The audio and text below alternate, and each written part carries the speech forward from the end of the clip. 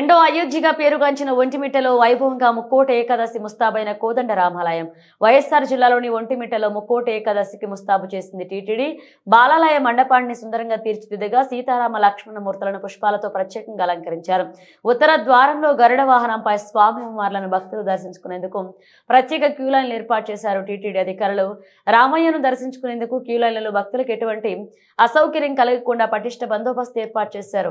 ఇక ఉదయం 5 గంటల నుండి 9 గంటల వరకు ఉత్తర ద్వారంలో జగదబి రాముడి భక్తులకు దర్శనమిచ్చారు. అనంతరం గరుడ వాహనంపై పొరవీధుల్లో కోలాహలంగా సీతారామ లక్ష్మణుల ఊరేగింపు జరిగింది.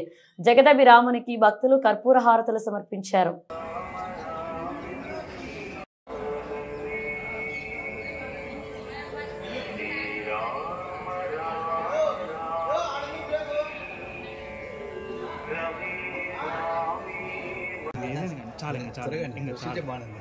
ఇంకా చాలా